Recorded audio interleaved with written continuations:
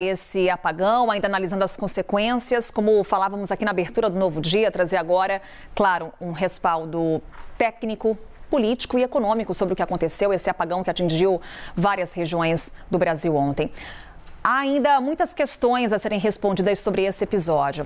E é sobre essas questões que a gente conversa agora ao vivo com o engenheiro mecânico e industrial Cláudio Salles, ele que é presidente do Instituto Ascende Brasil, já se posicionando aqui para conversar com a gente. Cláudio, bom dia para você. Por favor, pode se aproximar aqui para dar bom dia a quem nos acompanha no Novo Dia, para a gente trazer aqui algumas possibilidades de explicações. Bom dia. Bom dia, espero que ajude. Pois é, Cláudio, para começar, a gente vai trazer aqui no nosso telão, Cláudio, um pouco sobre como o nosso sistema está interligado, o nosso sistema elétrico. Será que a gente tem aqui a ilustração? Cláudio, por favor.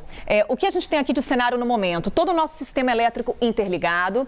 O único estado não afetado foi Roraima, justamente por não fazer parte dessa rede. Aí eu queria a tua explicação técnica, Cláudio. Como é que uma falha, como é apontada pelo ministro de Minas e Energia no estado do Ceará, pode ter impactado 25 estados e o Distrito Federal? Primeiro, compreender um pouco dessa malha, né? Tem razões históricas porque o Brasil tem um sistema interligado tão grande. Lá atrás, eu era menino, década de 50, por aí, 60, o Brasil começou a construir as grandes usinas hidrelétricas, que eram construídas onde tinha um potencial hidrelétrico a ser utilizado. E a partir daí, estender as linhas de transmissão para os centros de consumo, geralmente na região sudeste e até mesmo no nordeste, onde a energia era consumida. E assim foi se construindo toda essa malha. Hoje, só para dar uma dimensão, esse sistema elétrico brasileiro, essa malha interligada, toda ela interligada, se fosse projetada sobre a Europa, ela cobriria quase que a Europa inteira, né? E historicamente ele foi sendo construído assim e foi definido que a operação do sistema é feita de uma forma centralizada pelo operador nacional do sistema, né? Então tem vantagens e desvantagens o fato de ter essa interligação tão grande. A principal vantagem é que você otimiza, você pode injetar nessa malha a geração, enfim, a usina em qualquer lugar do país, né, que essa energia ela sobe, digamos assim, para o sistema de transmissão e vai ser retirada onde tem o consumo, em qualquer lugar do país, né? Então você consegue otimizar de alguma maneira, enfim, a eficiência do sistema como um todo. E a desvantagem, digamos, a visão negativa, é que o tamanho do sistema interligado torna passível de situações como essa, em que uma falha se propaga muito rapidamente. Então, isso do ponto de vista da explicação básica do sistema. Tem vantagens e desvantagens, esse é o nosso, tem razões históricas e ele, devo dizer, para suscitar as próximas perguntas, que tem sido muito eficiente. Nós vamos explicar por quê. Então vamos primeiro apurar o que aconteceu, Cláudio, trazendo aqui um pouco da responsabilidade. Ontem a gente acompanhou declarações, por exemplo, da ANEEL, declarações do Ministério de Minas e Energia. Temos o operador nacional do sistema. De quem é a responsabilidade por uma situação como essa que vivemos ontem? Vamos aqui falar, enfim, já que você está falando de responsabilidade, vamos falar sobre leis, né? Mas eu quero citar duas leis que são as mais importantes quando a gente fala de sistema elétrico, que não foram promulgadas por legisladores, mas sim por um físico alemão no século XIX.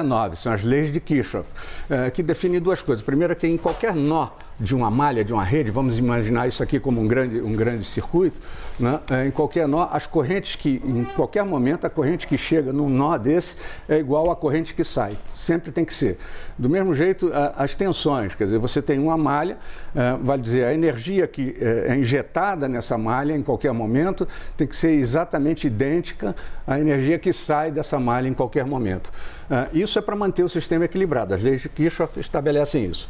Portanto, o desafio em qualquer malha, em qualquer circuito, é que isso aconteça permanentemente. Se tem uma perturbação qualquer, que pode ser, a gente ainda não tem a causa específica dessa, uma falha de equipamento, uma falha de operação, pode ser qualquer dessas coisas que acontece no sistema, enfim, você cria uma oscilação de frequência, foi o que o presidente do ONS já declarou ontem, uma oscilação de frequência, que nesse caso teria ocorrido próximo da região do Ceará, né? Então, dado que houve essa oscilação de frequência, que esse equilíbrio da malha não foi, quer dizer, foi rompido instantaneamente, então, por causa da lei de Kirchhoff, você, enfim, já deixou de injetar uma certa quantidade de energia na malha, então, imediatamente é acionado um sistema de segurança que nada mais faz do que instantaneamente tentar cortar a carga, ou seja, fazer algum corte, e isso provoca algum apagão para reequilibrar a malha. Uma vez reequilibrada, evitando que colapse o sistema como um todo,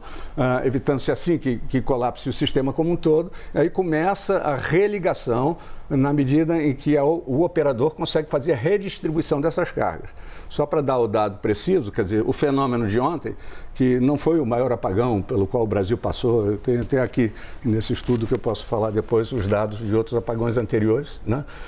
No momento em que ele aconteceu, enfim, houve o acionamento do sistema chamado ERAC, que é um sistema de segurança que faz esse desligamento automático de algumas cargas, e depois elas foram religadas. Na região sudeste, em aproximadamente 1 hora, menos de 1 hora e meia, foi tudo restabelecido. No norte e nordeste demorou mais tempo, mas de forma que em 6 horas tudo estava novamente em operação. Já que você falou de prazos, Cláudia, a gente está ainda carecendo de muitas informações técnicas com relação ao que aconteceu. O que temos agora de momento de informação seria essa falha aqui no estado do Ceará. Quanto tempo dura uma investigação como essa? A gente consegue trazer aqui uma média? E a quem cabe essa investigação? Pois é, a investigação cabe ao ONS, o operador do sistema, que é quem tem os elementos técnicos, enfim, de aferição para identificar exatamente o que houve, né? E é razoável, dada a complexidade, né, e a segurança que tem que ter com relação às conclusões a que ele venha chegar, que isso demande algum tempo, né? Porque pode ser qualquer tipo de equipamento, pode ser, se for equipamento, né, pode ser um problema numa linha de transmissão, pode ser um problema num gerador, né? Enfim, qualquer desse tipo de problema pode ter dado causa. Então é razoável que essa investigação leve 1 ou 2 dias, que, pelo que eu entendi, foi o prazo que o presidente do ONS anunciou que ele estaria precisando. Agora, sempre diante de um episódio como esse, todo mundo se pergunta qual é o nosso nível de segurança energética. Ontem o ministro de Minas e Energia tentou nos tranquilizar. Podemos ficar tranquilos? Olha, esse estudo que eu mencionei foi um white paper que fizemos lá no Instituto Acende Brasil em 2014, falando sobre a segurança, confiabilidade, conformidade e presteza do sistema elétrico, né? E lá na página 13 tem o histórico dos grandes apagões no mundo, né? Então o maior foi na Índia, o segundo maior na Índia, o terceiro na Índia, o quarto foi no Brasil já em 99, depois o quinto maior do mundo foi no Brasil em 2009. Ou seja, problemas desse tipo acontecem. Para mitigar, ou melhor, para dar mais segurança para o problema, para diminuir, fazer com que esses problemas não sejam frequentes, né, o que se faz é ter critérios de segurança, normas, padrões de segurança em relação a isso. Por hipótese, se eu quisesse ter segurança absoluta de que nenhum problema ia acontecer, eu poderia ter uma redundância, por hipótese aqui fantasiosa, digamos que em vez de um sistema de transmissão, eu botasse 2, 3, um em cima do outro. Mas a redundância, nesse exemplo absurdo, né, que faz com que a segurança cresça vertiginosamente, ela tem um custo que a sociedade não tem como pagar. Então, existem critérios técnicos que estabelecem o nível de segurança de cada elo do sistema de transmissão. E qual é o nosso? Alguns que são mais relevantes. Não, o nosso tem vários, né? Tem níveis de segurança, tem linhas mais relevantes, ele tem uma redundância máxima, né?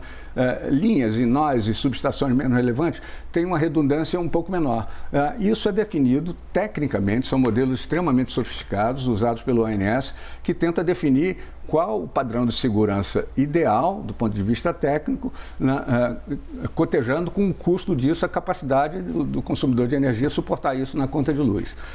No caso, quer dizer, nessa região, a gente precisa ter o diagnóstico técnico do ONS para poder dizer exatamente o que foi. Mas ouso dizer que nós temos um sistema de segurança definido do ponto de vista do modelo bem razoável e adequado, né? Bem razoável. Digo também, e isso posso afirmar, que o sistema de proteção aconteceu com eficiência, né? Então até aí tudo bem, mas tem um ponto que eu chamo a atenção, que eu acho que é muito crítico, é que diferente do passado, e aí desculpe eu me alongar, mas eu acho que isso é relevante. Diferente no passado, quando nós tínhamos grandes hidrelétricas distantes, né, e eram elas praticamente que geravam toda a energia, eu estou falando passado não muito distante, há 10 anos atrás, né? Então você tinha linhas de transmissão de alta tensão, corrente contínua, que trazia esses grandes blocos de energia de lá para aqui, para o Sudeste e Sul, onde ela é consumida, né? Só que o mundo mudou. Hoje você tem, especialmente no Nordeste, nessa região do Ceará, por exemplo, né? Essas fontes renováveis, benfazejas, eólica, solar, etc., né? Que tem muito benefício, mas tem um problema, uma dificuldade operativa gigantesca, porque ela tem uma oscilação no próprio dia, no curtíssimo prazo, em horas, pode mudar o vento. Então, o que estava sendo injetado naquela malha, nesse momento, deixa de ser injetado. E aí, acionando o dispositivo de segurança, não? Então, essa é uma nova realidade que nós não estamos fazendo o que poderíamos fazer. Agora mesmo, foi programado um leilão para uma nova linha de transmissão, para ficar pronto em daqui a 6 anos, né? E a tecnologia que foi definida pelo regulador para ser utilizado nessa linha de transmissão é uma tecnologia que eu diria obsoleta, não mais usada no mundo, para lidar com esse problema dessas novas fontes que são variáveis ao longo do dia, na oscilação do que podem injetar. Feito o alerta e tirando nossas dúvidas, Cláudio Salles, obrigada por estar conosco aqui no Novo Dia. Um prazer. Um bom dia. Bom dia.